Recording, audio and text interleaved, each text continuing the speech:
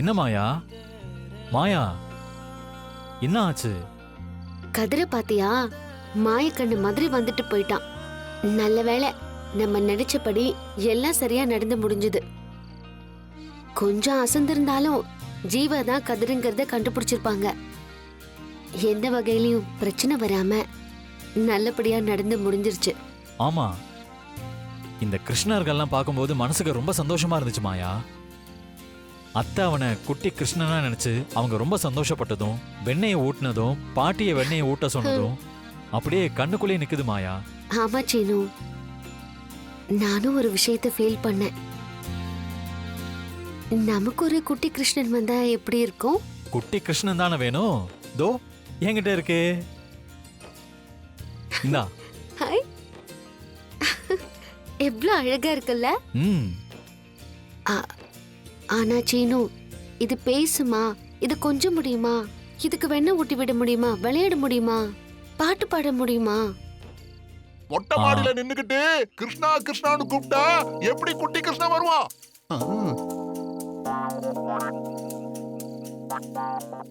மாயா, யாரு குரல் இது? எனக்கு தெரியும், இது கிருஷ்ணர் குரல் தான். ஏய், நிஜமாவா சொல்ற? ஆமா சீனு. ஏன் மாயா, நம்ம இங்கே நின்னு பேசிட்டு இருந்தா குட்டி கிருஷ்ணன் எப்படி வருவான்? அப்பவா போலாம். வா.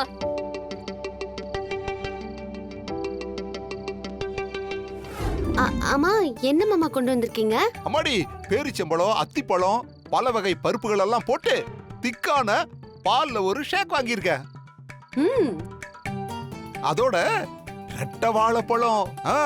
கடை கடையா ஏறி இறங்கி இந்த ரெட்டை வாழைப்பழத்தை தேடி வாங்கிட்டு வந்திருக்கேன். ரெட்டை பழமா? ஆமாமா, குட்டி கிருஷ்ணா ஒருத்தனை பெத்து கொடுத்துட்டேன்னு வச்சுக்கோ, அவனை யாரு தூக்கி கொஞ்சறதுன்னு எங்களுக்குள்ள போட்டி வந்துரும். அதனால எங்களுக்கு ரெட்டை புள்ள வேணும். எனக்கு ஒரு பேரன், அவளுக்கு ஒரு பேரன். எப்படி ஐடியா? அதுக்கு தான் இந்த ரெட்டை வாழைப்பழம். இத சாப்பிட்டா ரெட்டை புள்ள பிறக்குமா? அது மட்டும் இல்லாம குழந்தை ஆரோக்கியமா பிறக்கணும்ல, அதுக்கு தான் இந்த பாதாம் பேரீச்சை ஷேக். அம்மாடி, இதை எடுத்துட்டு போய் 2 பேரும் சாப்பிடுங்க. இந்த புடி புடி புடி. போமா போ. மாமாவை பாத்தீங்களா அத்தை? ரெட்டை குழந்தை வேணுமா? வரேன். போமா போ.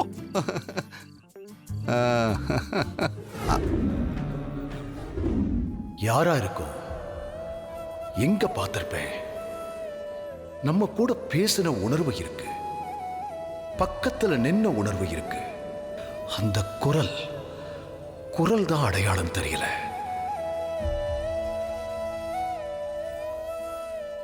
என்னங்க, என்ன யோசனையா இருக்கீங்க?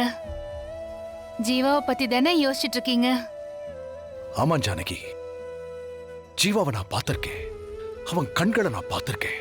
சின்ன வயசுல ஜீவாவை தான் நீங்க பார்த்திருக்கீங்கல்ல, அப்ப அவனோட கண்ணை பார்த்திருப்பீங்கல்ல.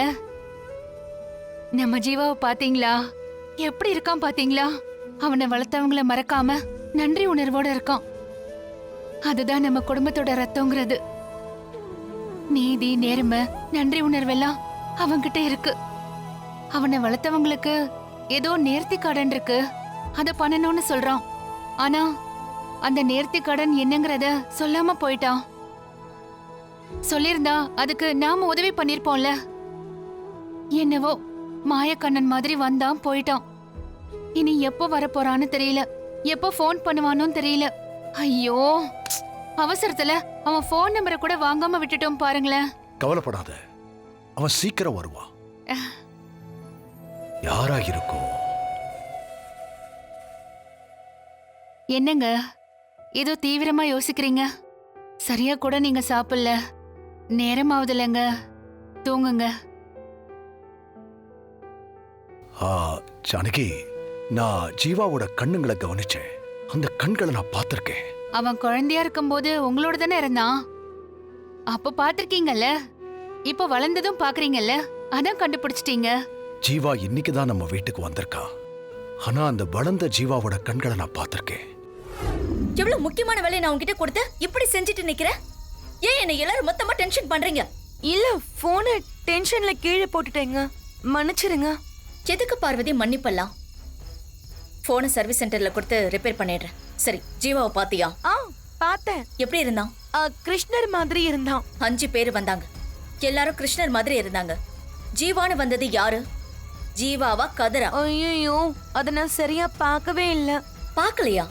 இல்ல, எனக்கு சரியா தெரியல. அப்புறம் கரண்ட் போயிடுச்சா, அந்த மாயா விளக்கு எடுத்துட்டு வந்தா. ஒரே இருட்டா இருந்துச்சு. போட்டோ எடுத்தியா? ஆனா போட்டோலயும் தெளிவா இல்லையே. அப்போ நீயும் பாக்கலையா? ஆமா. ஜானகி ரகுராம் பார்த்தாங்களா? ஆமா, அக்கா அவனுக்கு வெண்ணெயெல்லாம் வேற ஊட்டினாங்க.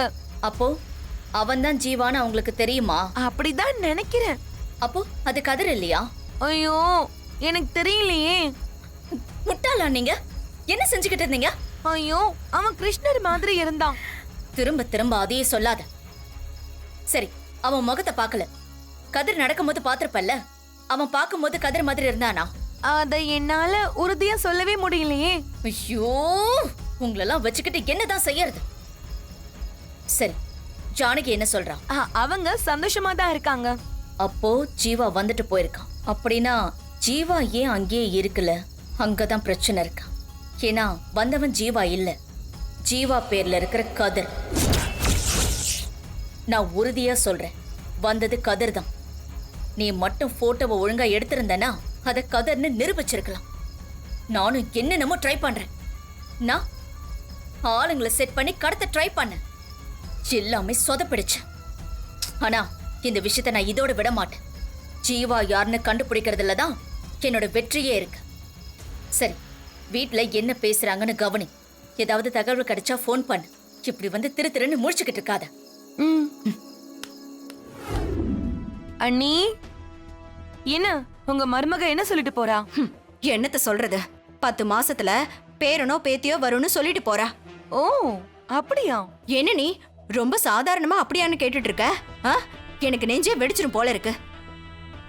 எவ்வளவு பிளான் பண்ணி சீனு கூட அவ சேரவே கூடாதுன்னு சத்தியம் வாங்கி தடுத்து வச்சிருந்த. இப்போ என்னடா அந்த சத்தியம் எல்லாம் காலவிதி ஆயி போச்சுன்னு சொல்றா.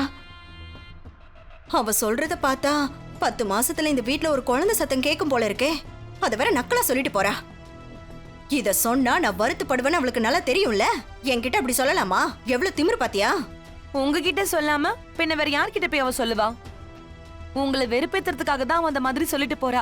ஓ, இப்படியெல்லாம் சொன்னா நான் வருத்தப்படுவேன், அழுவேன், செவுத்துல போய் முட்டிப்பேங்கிற எண்ணம் அவளுக்கு.